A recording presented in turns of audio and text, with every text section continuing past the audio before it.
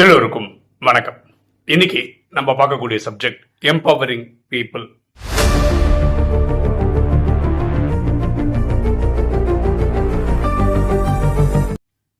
நான் ஒரு பியூட்டிஃபுல்லான ஆர்டிக்கல் படித்தேன். அதுதான் இந்த வீடியோவில் சொல்ல போகிறோம். டைரெக்டாக அந்த ஆர்டிக்கல்லாம் போயிடலாம். டொயோட்டா அந்த கார் தயாரிக்கிற கம்பெனி தெரியும் இல்லையா? அவங்க கம்பெனியில் அந்த கார் தயாரிக்கிற அந்த ப்ராசஸில் அவங்க ஒரு சிஸ்டம் ஒன்று ஃபாலோ பண்ணுறாங்க. அதுக்கு பேர் ஆண்டன் கார்டு, ANTONCHORD. அது 1960 அவங்க இம்ப்ளிமெண்ட் பண்ணாங்க. அப்படின்னா என்ன அப்படின்னு சொல்லிடுறேன். ஒரு எக்ஸாம்பிளோட புரிய வைக்கிறது ஈஸியாக இருக்கும் இல்லையா? இப்போது இந்த கார் மேனுஃபேக்சரிங்லாம் பார்த்தீங்கன்னா, ஒரு எக்ஸாம்பிள் தான் பேசுகிறேன், ஓகேவா? ஒரு மணி நேரத்தில் 100 கார் தயாரிக்கணும் அப்படின்னு ஒரு இதில் ஒர்க் பண்ணிட்டு இருப்பாங்க. அப்படின்னு என்ன, ஒரே மாதிரி வேலை நடக்கும். ஒரு கார்னா ஒரு 10 பேர் ஒர்க் பண்ணுறான்னு வச்சுக்கலாம். அந்த காரில் ஒரு பார்ட்டாக ஃபிக்ஸ் பண்ணிட்டே வராங்கன்னு. அதே மாதிரி 100 காருக்கும் ஒர்க் பண்ணிட்டு நடந்துட்டுருக்கோம், வேலை நடந்துட்டுருக்கும். கரெக்டாக 1 hour ஆயிடுச்சுன்னா இந்த நம்ம சொன்ன 100 காரும் ரெடி ஆகிருக்கும். பர்ஃபெக்டாக ரெடி பண்ணியிருப்பாங்க. அப்போ இது என்ன சொல்கிறது, ரொம்ப பர்ஃபெக்டாக பிளான் பண்ண மாதிரி ஒரு இது நடக்கும். இது முடிஞ்ச உடனே வேற ஒரு டீம் வருவாங்களா இருக்கும். வேற ஒரு ஷெட்யூலில் இத்தனை கார் தயாரிக்கணும் அப்படின்னு ஒரு கணக்கில் அவங்க ஒர்க் பண்ணுவாங்க. இந்த ஆண்டன் கார்டுனா என்ன அப்படின்னா புரிஞ்சுக்கிறதுக்காக சொல்கிறேன். இப்போ எல்லாமே எக்ஸாம்பிள் தான் பேசணும், ஓகே? அப்படி தான் இருக்கணும்னு அவசியம் இல்லை, புரிஞ்சுக்கிறதுக்காக. ஒரு குறிப்பிட்ட காரில் ஒரு போல்ட் லூஸாக இருக்குது, ஓகேவா? இதை ஃபிக்ஸ் பண்ணுற அந்த ஒர்க்கர் கண்டுபிடிச்சிட்டாருன்னு வச்சுக்கோங்களேன். இந்த டொயோட்டா கம்பெனியில் என்ன பண்ண முடியும் அப்படின்னா, இந்த ஆண்டன் கார்டுக்காரங்க அந்த இதுபடி என்னென்னா, இவங்க ஒரு ரெட் ஃப்ளாக் ஒன்று ரைஸ் பண்ணலாம். அப்படின்னா என்ன அர்த்தம்னா, அந்த 100 கார் தயாரிக்கிறாங்கல்ல, கிட்டத்தட்ட அந்த 100 கார்லையுமே இந்த பர்டிகுலர் போல்ட் லூஸாக தான் இருக்கும். ஏன்னா எல்லாம் ஒரே மாதிரி தானே தயாரிக்கிறாங்க. அப்போது இவர் நிறுத்திட்டாங்கன்னா 50 பேருமே அந்த 100 பேருக்கு காருக்கு பண்ணுறாங்க, 100 பேருமே அதை நிறுத்திடுவாங்க. இவர் சாதாரண ஒரு தொழிலாளியாக இருப்பான். அவர் கார் மட்டும் ரிப்பேர் பண்ணுறவராக இருக்கும். இருந்தாலும் இவர் நிறுத்தின உடனே அவரோட சூப்பர்வைசர் வருவார், அவரோட மேனேஜர் வருவார், எல்லாம் வருவாங்க. இவர் எக்ஸ்பிளைன் பண்ணுவார், இப்படி நிற்குது, இது லூஸாக இருக்குது, இது பண்ணால் அந்த வண்டிக்கு பிரச்சனை. ஒரு எக்ஸாம்பிள் பேசுவோமே, இந்த லூஸ் கைண்ட் டயர் ரன்னிங்கில் கைண்டின் ஓடினோன்னு வச்சுக்கோங்களேன், அது எவ்வளோ பெரிய பிரச்சனை. அதை இவர் ஐடென்டிஃபை பண்ணியிருக்காருன்னு வச்சுக்கலேன். அந்த 100 கார் தயாரிக்கிறாங்க, அந்த 100 கார்லேயும் இந்த பர்டிகுலர் போல்ட் லூஸாக இருக்கும். எல்லாமே மிஷின் தானே பண்ணுது, இவங்க அசம்பிள் பண்ணி ஃபிட் பண்ணுறது மட்டும் தானே பண்ணுறாங்க. அப்போது இது எப்படின்னா, உடனே இந்த ஃப்ளாக் கிரியேட் பண்ணாங்கன்னா எல்லாருக்கும் அந்த சிக்னல் போயிடும், இந்த பர்டிகுலர் போர்டில் ப்ராப்ளம் இருக்குன்னு. எல்லாருமே அதை ஃபிக்ஸ் பண்ணுவாங்க. ஃபர்ஸ்ட் கடை ரெடி பண்ணுவாங்க. சரி, பக்கா வாங்கினோடனே அடுத்த வேலையை ஆரம்பிச்சிடுவாங்க.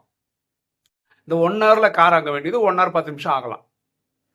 இங்கே கேள்வி என்னென்னா, இவன் சாதாரண தொழிலாளி, அவனோட யூனிட்ல அந்த காரை தான் ஃபிக்ஸ் பண்ணணும். இவன் யாரு டோட்டல் ப்ரொடக்ஷன் நிறுத்துறது அப்படின்னு கேள்வி வருது இல்லை? இங்கே அப்படி கிடையாது, டொயோட்டால அப்படி கிடையாது. டொயோட்டா கம்பெனிக்காரங்க அவங்க அந்த அந்த பர்டிகுலர் ஃபீல்டில் இருக்காரு இல்லையா, அந்த கார்லாம் அந்த பர்டிகுலர் பார்ட் ஃபிக்ஸ் பண்ணுறவர் இன்னைக்கு நேற்று அதை பண்ணிட்டு இருக்க மாட்டார், பல வருஷமாக பண்ணிட்டு இருப்பார். அப்போ அதில் எக்ஸ்பர்ட் ஆயிருப்பார். அவர் கண்டுபிடிக்க இதனால பெரிய பிரச்சனை வரும்னு அவருக்கு தெரியுன்றதுனால அவர் அந்த ரெட் ஃபிளாகை ரைஸ் பண்ணுறாரு, ஓகேவா? அதனால இந்த காரெல்லாம் மார்க்கெட்டுக்குள்ளே வரும்போது பெரிய பிரச்சனை வரதில்லை. இதே GM மாதிரி கம்பெனிலாம் இருக்குன்னு வச்சுக்கோங்களேன், அங்கே யாராவது இந்த மாதிரி இந்த ப்ரொடக்ஷன் ஹவுஸில் தொழிலாளி ஒரு ரெட் ஃபிளாக்லாம் கிரியேட் பண்ணாங்கன்னா பொதுவாக வீட்டுக்கு அனுப்பிச்சிடுவாங்க, நீ வீட்டுக்கு போப்பா, எங்களுக்கு தெரியும் என்னன்னு. இப்போ நீங்கள் நிறைய கேள்விப்பட்டிருக்கலாம், இந்த டெஸ்லா கார்லாம் இருக்கு இல்லைங்களா, எக்ஸாம்பிள் தான் சொல்கிறேன். இது மாதிரி எந்த காராக இருந்தாலும் திடீர்னு ஒரு குறிப்பிட்ட ப்ராப்ளம் காருக்குள்ளே வந்துச்சு அப்படின்னு கண்டுபிடிச்சாங்கன்னு வச்சுக்கோங்களேன், அந்த பேட்சில் தயாரித்த எல்லா காரையும் அந்த கம்பெனிக்காரங்க ஷோரூமுக்கு கொண்டு வர சொல்லுவாங்க. கொண்டு வந்தோடனே அதை ரெடி பண்ணி திருப்பி அனுப்புவாங்க. இது எவ்வளோ கொடுமையான விஷயம் பாருங்களேன். கார் ரெடி பண்ணுவாங்களா, மார்க்கெட் பண்ணிடுவாங்களா, மக்கள் யூஸ் பண்ணிருப்பாங்களா, மக்கள் யூஸ் பண்ணும்போது ஒரு ப்ராப்ளம் வருமா, உடனே பார்த்தீங்கன்னா செக் பண்ணி பார்த்தா அந்த பேட்சில் ஒரு 100 கார் தயாரிச்சாலும் அந்த 100 காரையும் வர வச்சு ரிப்பேர் பண்ணி, இதை ஆக்சுவலாக அந்த ரெடி பண்ணிட்டு இருக்கும்போது ஒரு தொழிலாளி பார்த்துருப்பான். அந்த தொழிலாளி இதை ஒரு பிரச்சனையாக சொன்னான்னு வச்சுக்கோங்களேன், வேலையை விட்டு அனுப்பிச்சிடுவாங்க. எங்களுக்கு தெரியும் நீ என்ன சொல்ல வேண்டியது. அதாவது மேனேஜர்ஸ் லெவலில் தான் ஒரு டிசிஷன் எடுக்கணுமே தவிர, இந்த தொழிலாளி கொடுத்த வேலையை மட்டும் தான் பண்ணணும், கரெக்டாக இருக்கோ இல்லையோ உங்களுக்கு கொடுத்த வேலையை மட்டும் பண்ணு, வாய் திறக்காது அப்படின்ற மாதிரி. அதனால என்ன ஆயிடுது, மக்கள் கஸ்டமர் யூஸ் பண்ணும்போது ஒரு ப்ராப்ளம் அது ஒரு பெரிய இஷ்யூ ஆகி அதுக்கப்புறம் எல்லா காரையும் கொண்டு ரெடி பண்ணி அனுப்புகிற மாதிரி வேற கம்பெனிக்காரங்க பண்ணுறாங்க. டொயோட்டாவில் எப்படி பண்ணுறாங்கன்னா, ஒரு தொழிலாளி அவர் பண்ணிட்டு இருக்கிற ஒர்க்ல ஏதாவது தவறுன்னு பார்த்துட்டாருன்னா அவர் வந்து ரெட் ஃபிளாக் கிரியேட் பண்ணலாம். அந்த ரெட் ஃபிளாக் கிரியேட் பண்ணனா உடனே அங்கே அன்னைக்கு லைனில் இருக்கிற 100 கார் தயாரிக்கிறான், 100 கார்லையும் அது இருக்கான்னு செக் பண்ணிக்கணும். ப்ராப்ளம் இல்லையா நீ அடுத்த வேலையை கண்டினியூ பண்ணிட்டே போகலாம். இது பேர் தான் ஆன்டன் கார்டு அப்படின்னு சொல்லிட்டு. இப்போ இதுலேருந்து என்னது புரியுது அப்படின்னு பார்த்தீங்கன்னா, கம்பெனி அவன் தொழிலாளியை நம்புறாங்க, அவனுக்கு முழு சுதந்திரம் கொடுக்குறாங்க. நீ பண்ணுற ஒர்க்கு 100க்கு 150% பர்ஃபெக்டாக இருக்கணும் அப்படின்றத நீயே முடிவு பண்ணிடலாம். அதை வந்து ரைஸ் பண்ணணும். உடனே சூப்பர்வைசர் ஒருத்தர் வந்து பார்ப்பாரு, அது ஜென்யூன் கேஸ் தான் சொல்கிறாரான்னு பார்ப்பாரு. ஜென்யூன் கேஸ்னா டக்குன்னு எல்லா 100 காருக்கும் அதை ஃபிக்ஸ் பண்ண ஆர்டர் கொடுத்துருவாங்க. இது நல்லா இருக்குல்ல? ஓகே, இதுலேருந்து நம்ம புரிஞ்சுக்கிற பாடம் என்ன அப்படின்னா, நீங்கள் வந்து ஒரு பாஸாக இருக்கீங்கன்னு வச்சுக்கோங்களேன். உங்கள் கீழே ஒரு டிபார்ட்மெண்ட்டில் நிறைய பேர் ஒர்க் பண்ணுறாங்கன்னு வச்சுக்கோங்களேன். அப்போது ஒரு குறிப்பிட்ட விஷயம் இப்படி தான் பண்ணணும்னு உங்களுக்கு தெரியும். ஏன்னா அதனால தான் நீங்கள் பாஸாக இருக்கீங்க. அந்த விஷயத்த நீங்கள் வந்து உங்கள் கீழே இருக்கவங்களுக்கு சொல்லி கொடுத்துடணும். அதுக்கப்புறம் ஃபுல்லாக அவரை நம்பணும், அவர் அதை பர்ஃபெக்டாக பண்ணுவார் அப்படின்னு. அவர் வந்து அந்த தவறே வராமல் பார்த்துக்கணும். பார்த்து பாரு, ஏன்னா நீங்கள் அவரை நம்பி அந்த பொறுப்பை கொடுத்துட்டீங்க. அப்படி உங்கள் கீழே இருக்கிறவங்களுக்கு எல்லாம் ஒரு டாஸ்காக கொடுத்து அவரை நம்பி கொடுத்துட்டீங்கன்னு வச்சுக்கோங்களேன். அவங்க வந்து கம்பெனி என்ன நம்பி கொடுக்குது, என்ன நம்பி ஒரு சான்ஸ் இது கொடுக்குறாங்க, அதனால நான் பர்ஃபெக்டாக இருக்கணும்னு நினச்சி அவங்க எடுத்து பண்ணுவாங்க. இதுதான் எம்பவரிங் பீப்புள் அப்படின்னு சொல்கிறோம். எம்பவரிங்னா பவர் கொடுக்குறது, அவங்களுக்கு நம்பி அவங்கள ஒரு இது கொடுக்குறது. ஒரு விஷயத்துக்காக நான் எக்ஸாம்பிளாக சொல்கிறேன். இப்போ நம்ம யூடியூப் சேனல் இருக்கு, ஓகேவா? நான் 9 வருஷமாக யூடியூப் சேனலில் இருக்கேன். 2-3 சம்பவம் சொல்கிறேன். ஒரு சகோதரர் என் வீட்டுக்கு வந்திருந்தார், வெளியூரில் இருக்கார், நம்ம வீட்டுக்கு வந்திருந்தார். வந்துட்டு இந்த வாணி இருக்கு இல்லையா தமிழில், ஃபுல் கலெக்ஷன் எங்கிட்ட இருக்கு, நான் உங்கள்கிட்ட ஒரு செட்டு கொடுத்துட்டு போகலான்னு வந்தேன்னாரு. என்கிட்ட இதெல்லாம் எதுக்கு பண்ணுறீங்க அப்படின்னா, இல்லை எனக்கு ஒரு சந்தோஷம், இருக்கிற சாக்கார வாணியெல்லாம் டவுன்லோட் பண்ணுறேன், அவ்யக்த வாணியெல்லாம் டவுன்லோட் பண்ணுறேன், அவ்யக்த வாணி ஃபுல் கலெக்ஷன் தமிழ் என்கிட்ட இருக்கு, உங்ககிட்ட கொடுத்துட்டு போகலாம் அப்படின்னு வந்தேன் அப்படின்னாரு. சென்னைக்கு இதுக்காக கிளம்பி வந்தார். பார்த்தா நுங்கம்பாக்கத்தில் இருக்கிற சகோதரி கொடுத்துருக்கிறாரு, வேற சென்டர் சகோதரிக்கெல்லாம் கொடுத்துருக்குறாங்க. எனக்கு ஒரு ஆச்சரியமா இருந்தது. பேச்சு கொடுத்து பார்த்தா இவர் ஒரு வருஷமாக தான் நாலேஜ்லேயே இருக்கார். ஆனால் இவருக்கு பயங்கர ஆர்வம். அப்போ இவர் என்ன சொன்னார்னா, இப்போ நான் அவ்யக்தவாணி டவுன்லோட் பண்ணி கொடுத்துட்ருக்கேன். அவ்யக்தவாணின்ற கணக்கு வந்து கொஞ்சம் கம்மியாக வரும் சாக்காரவாணியோட. சாக்காரவாணியெல்லாம் நான் டவுன்லோட் பண்ணணும்னு ஆசை இருக்குது. ஆனால் எனக்கு வந்து எங்கே போடுறது எங்கே கொடுக்குதுன்னு தெரியல. சொன்னேன், இந்த மாதிரி நீங்கள் தனித்தனியாக ஒவ்வொருத்தருக்கும் கொடுக்குது, ஒரு சென்டருக்கு கொடுக்குறத விட ஒரு வெப்சைட்டில் போட்டால் பொதுமக்கள் யார் வேணாலும் அங்கே போய் டவுன்லோட் பண்ணிக்கலான்னு. அவர் சொன்னால் எனக்கு வெப்சைட்லாம் ஆக்சஸ் பண்ண தெரியாது, யூஸ் பண்ண தெரியாது. நான் சொன்னேன், நீங்கள் போய் டவுன்லோட் பண்ணி கொடுங்க, நான் வந்து உங்களுக்கு நம்மளோட டிவைன் கனெக்ஷன்ஸ்லாம் போட்டு தரேன் அப்படின்னா. பண்ணுவீங்களா அப்படின்னா, இதில் என்ன இருக்குது, பாபா சேவை தானே, பண்ணிக்கலாம் அப்படின்னு. இவர் போனார். இவர் ஏதோ ஆர்வத்தில் சொல்கிறார் போல. பார்த்தா எல்லாத்தையும் டவுன்லோட் பண்ணிட்டு வந்தார், திருப்பி வந்தார். நான் எல்லாம் டவுன்லோட் பண்ணிட்டேன், இப்போ என்ன பண்ணோம் அப்படின்னு கேட்டேன். நான் கேட்டேன், எப்படி நீங்கள் டவுன்லோட் பண்ணீங்க அப்படின்னு. டாக்டர் லூஹார் வெப்சைட்டில் போனேன், மதுபன் முரளியில் போனேன், ஒன்றா டவுன்லோட் பண்ணேன். ஒன்றா டவுன்லோட் பண்ணிங்களா? அப்போ எவ்வளோ நாள் எடுத்தீங்கன்னு. ஒரு 3 மாதம் எடுத்துக்கிட்டேன் அப்படின்னு. ஏன் நீங்கள் 3 மாதம் எடுத்தீங்க? இதுக்கு ஒரு ப்ரோக்ராம் போட்டால் 10 நிமிஷத்தில் வந்துடும்ல அப்படின்னா. எனக்கு அதெல்லாம் தெரியாது அப்படின்ட்டான்.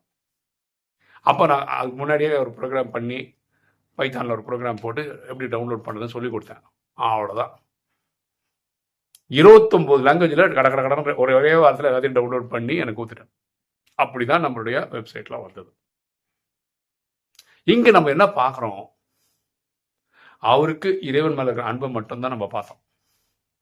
1 வருஷம் தானே இருக்காரு, இவருக்கு என்ன தெரியும், இவருக்கு ஏன் நான் கொடுக்கணும், இவருக்கு ஏன் நான் சேவை பண்ணணும், அவர் ஏதோ பண்ணிட்டு போகிறாரு அப்படின்னு விட்டுலாம். கிடையாது. இறைவன் மேலே இருக்கிற அன்புலால் மட்டும்தான் இப்படி எல்லாம் பண்ண முடியும். எல்லா வாணியையும் ஒன்றா டவுன்லோட் பண்ணணும்னா 3 மாதம் ஆனாலும் பரவாயில்லன்னு உட்காந்து பண்ணுறாரு பார்த்தீங்களா? அது எதை காட்டுது? அவருக்கு இறைவன் மேலே இருக்க அன்பை காட்டுது. நான் பார்க்குறது இது மட்டும்தான், அவருக்கு இறைவன் மேலே அன்பு இருக்கான்னு. இன்றைக்கி பார்த்தீங்கன்னா அவர் தான் அந்த வாணியோட ஜிஸ்ட் பண்ணுறாரு, வாணியோட மேனிஃபெஸ்டேஷன் பண்ணுறாரு, 1க்கு 4 லாங்குவேஜில் பண்ணுறாரு. புரியுதுங்களா?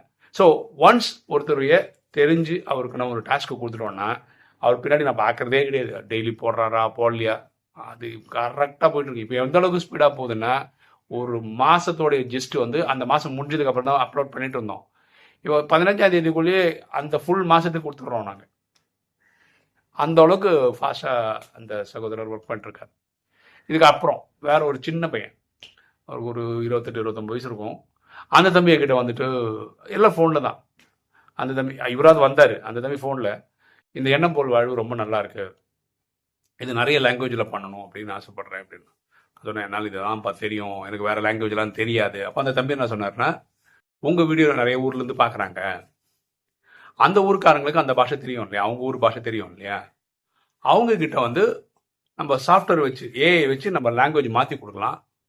அவங்க அதை பார்த்து கரெக்டாக இருக்கான்னு மட்டும் சொன்னாங்கன்னா உடனே அந்த லாங்குவேஜில் போட்டுடலாம்.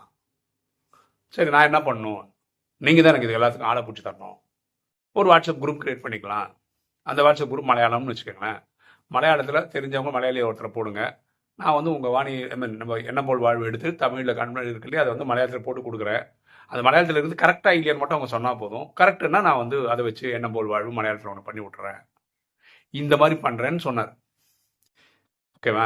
இப்படி நம்ம என்ன பண்ணோம், 9 லாங்குவேஜ் கிரியேட் பண்ண ஆரம்பித்தோம். 9 வாட்ஸ்அப் குரூப்பு, 9 ஆத்மா டிஃப்ரெண்ட். ஒரு சில லாங்குவேஜ்லாம் 2-3 பேர்லாம் இருக்காங்க. இது ஒரு 3 வருஷமாக ஓடுது. தங்கு தடையெல்லாம் போகுது. அந்த தம்பி நான் டிஸ்டர்ப் பண்ணுறதே கிடையாது. ஒரு வாட்டி நான் சொன்னேன், தம்பி நான் உன்னை பார்த்ததே இல்லையா, ஒரு வாட்டி வாப்பா பார்க்கலாம் அப்படின்னா, அதான் ஒன்றும் வேணாங்க, நான் அவசியம்லாம் ஒன்று பார்த்து என்ன ஆக போகுது, நானும் ரொம்ப சாதாரண ஆத்மா தான், ஒன்றும் பார்க்கணுன்னு அவசியம் இல்லை. அது ரொம்ப மெச்சூர்டு. அந்த குரூப்பில் ஒரு 8-9 வாட்ஸ்அப் குரூப் கிரியேட் பண்ணியிருக்கோம். ஒருத்தர் கூட எனக்கு ஃபோன் பண்ணி இந்த தம்பி என்கிட்ட தப்பாக பேசிட்டாரு, தம்பி ஒரு மாதிரி என்ன வேலை வாங்குறாரு, இது ஒரு கம்ப்ளைண்ட் கிடையாது. சின்ன பையன் தப்பு பண்ணுறது வாய்ப்பு ஜாஸ்தி. ஆனால் இவனை பற்றி ஒரு ரிமார்க் கிடையாது. யாருமே வந்து இந்த தம்பி வந்து என்ன வேலை வாங்குறாரு, டென்ஷன் படுத்துறாரு, ஒரு கம்ப்ளைண்ட் கிடையாது. அவ்வளோ சின்ன வயசில் இவ்வளோ மெச்சூரிட்டியோட நான் ஒருத்தரை பார்த்ததே கிடையாது. இதுலேருந்து என்ன தெரியுது, அந்த தம்பி நம்பி ஒரு டாஸ்க் கொடுத்தோமா, இன்னைக்கு 365 நாள் அந்த வேலை போயிட்டே இருக்கு. எண்ணம் போல் வாழ்வு அந்த டெக்ஸ்ட் ஃபார்மேட் வருது பார்த்தீங்களா யூடியூப்ல, நம்மளதுல அது அந்த தம்பி தான் பண்ணுறான். அடுத்தது வேற ஒரு தம்பி, அவர் படிப்பில் எம்டெக் வரைக்கும் படிச்சிருக்கிறாரு. சின்ன பையன் தான், அவருக்கு ஒரு 28-29 வயசு தான் இருக்கும். அவர் ஒரு நாள் ஃபோன் பண்ணி எனக்கு வந்து ஏதாவது ஒரு டாஸ்க் கொடுப்பீங்களா, நான் ஒரு சின்ன சேவை பண்ணணும்னு நினைக்கிறேன் அப்படின்னு அப்படி வந்தார். அதுக்கப்புறம் தான் நம்ம இந்த ஜிஸ்ட்டு மேனிஃபெஸ்டேஷன்லாம் வந்து வெறும் வாட்ஸ்அப் குரூப்பில் தான் அனுப்பிட்டு இருந்தோம். யூடியூப்பில் போடுறதுக்கு அது ஃபஸ்ட்டு வந்து டெக்ஸ்ட்டை வந்து வீடியோவை மாற்றுப்பா, அதுக்கு ஒரு ஆடியோ போட்டு அப்புறம் வீடியோ மாற்று, இதெல்லாம் சொல்லி ஸ்லோவாக இதெல்லாம் அந்த தம்பிக்கு வந்து என்ன சொல்கிறது, ஆன் தி கோ கற்றுக்கிட்டது தான். அவர் நெட்டில் பார்த்து கற்றுக்கிட்டது தான். ஓகேவா? அதுக்கப்புறம் தான் தெரியவே வருது, இவர் 7 days கோர்ஸே முடிச்சது கிடையாது. இவருக்கு இறைவன் மேலே அன்பு, அவ்வளோதான், பக்தியில் இருக்கிற அன்பு. அதுக்கப்புறம் நம்மளுடைய 16 நாள் கிளாஸ் இருந்தது இல்லையா, அதை கற்றுக்கிட்டார் ஆன்லைனில். அதுக்கப்புறம் அவர் ஊரில் பெங்களூரில் போயிட்டு அவர் சென்டரில் போய் 7 days கோர்ஸும் கற்றுக்கிட்டார். இன்னைக்கு வந்து அந்த ஜஸ்ட் மேனிஃபெஸ்டேஷன் அவர் தான் பார்த்துக்கிறார். எப்போ நம்ம ஒருத்தரை நம்பி அவருக்கு எம்பவர் பண்ணிடுறோமோ, அவருக்கு டாஸ்க் கொடுத்துட்றோமோ, அவரை நம்புகிறோமோ, அவங்க சிறப்பாக செய்வாங்க, மாற்றுக்கிறதே கிடையாது. ஃபஸ்ட்டு அவங்கள அங்கீகாரம் கொடுக்கணும், அவங்கள நம்பணும். இந்த 3 ஆத்மாக்களும் நான் சொன்ன 3 ஆத்மாக்களுமே அது ஃபர்ஸ்ட் ஆத்மா அது வயசு என்னோட பெரியவர், ஆனால் நாலேஜில் 1 year தான் இருக்கார். இவருக்கெல்லாம் நம்ம ஏன் இப்படி ஹெல்ப் பண்ணோம் அப்படின்னு நம்ம நினச்சிருந்தோம்னா, அவர் சேவை அவர் தனியாக ஏதாவது பண்ணிட்டு பண்ணி விட்டுருந்தோம்னா இவ்வளோ சேவை நமக்கு கிடச்சிருக்காரு. நம்ம வெப்சைட்டில் இன்றைக்கி வந்து 27 லாங்குவேஜில் வாணி, அவ்யக்த வாணி இருக்கட்டும், சாகார வாணியாக இருக்கட்டும், ஜிஸ்டாக இருக்கட்டும், மேனிஃபெஸ்டேஷன் அந்த ஆத்மா தான் பண்ணுறாரு. புரியுதுங்களா? ஸோ நம்மளும் ஒரு கருவி தான். ஓகே, ஆனால் அந்த அந்த மனப்பான்மை இருக்குது பார்த்தீங்களா, அந்த ஆண்டன் கார்டுன்னு சொல்கிறேன், அது வந்து டொயோட்டாவில் பண்ணுறாங்கன்னு எனக்கு இன்றைக்கி தான் தெரியும். ஆனால் இயற்கையாக நம்மக்கிட்ட அந்த இது இருந்ததுனால, மனசு இருந்ததுனால நான் எப்படி பார்ப்பேன்னா, பொதுவாக சொல்கிறேன், நான் எப்படி பார்ப்பேன்னா, இறைவன் வந்து எல்லாருக்கும் காமன். ஓகேவா? அவர் உங்களுக்கும் இறைவன் தான், எனக்கும் இறைவன் தான். ஸோ நான் மட்டும்தான் சேவை பண்ணணும், நீங்கள் பண்ணக்கூடாது அப்படின்னு நினைக்கிறது நான் யார்? ஓகே, நீங்கள் உங்கள் அன்பை தெரிவிக்கிறதுக்கு ட்ரை பண்ணுறீங்க. அப்போ உங்களுக்கு ஒரு பிளாட்ஃபார்ம் வேணும். நம்மக்கிட்ட பிளாட்ஃபார்ம் இருக்குது. நம்மக்கிட்ட யூடியூப் சேனல் இருக்குது, வெப்சைட் இருக்குது, பாட்காஸ்ட் இருக்குது, எல்லாம் இருக்குது. நீங்கள் ஆர்வத்தோடு வந்தீங்கன்னா உங்களுக்கு ஒரு பிளாட்ஃபார்ம் நம்ம ரெடி பண்ணி கொடுப்போம், நீங்கள் சேவ் பண்ணிக்கோங்க, அவ்வளோதான். இல்லை, நான் பார்க்குற ஒரே விஷயம் இறைவன் மேலே இருக்கிற அன்பு. அது உங்ககிட்ட இருக்குது அப்படின்னு எனக்கு தோணுச்சுன்னா சேர்ந்து ஒர்க் பண்ணுறோம். ஓகே, ஸோ நீங்களும் இப்படி இருந்தால் நல்லது. இப்போ நீங்கள் ஒரு கம்பெனி இந்த மாதிரி செட்டப்பில் ஒர்க் பண்ணுறீங்க, ஒரு மேனேஜராக இருக்கீங்க, சூப்பர்வைசராக இருக்கீங்க, உங்கள் கீழே 4 பேர் இருக்காங்கன்னா ஒரு குறிப்பிட்ட ஒர்க்கை ஒருத்தர் நம்பி கொடுங்க. அதுக்கப்புறம் திரும்பி கூட பார்க்காதீங்க, அவரே பார்த்துப்பாரு எல்லாத்தையும். அந்த நம்பிக்கைன்றது ஆழமாக இருக்கணும். பர்ஃபெக்டாக இருக்கும். அவ்வளோதான். ஓகே, இன்னைக்கு வீடியோ உங்களுக்கு பிடிச்சிருக்கும்னு நினைக்கிறேன். பிடிச்சவங்க லைக் பண்ணுங்கள், சப்ஸ்கிரைப் பண்ணுங்கள், ஃப்ரெண்ட்ஸ் சொல்லுங்கள், ஷேர் பண்ணுங்கள், கமெண்ட்ஸ் போடுங்க. தேங்க்யூ.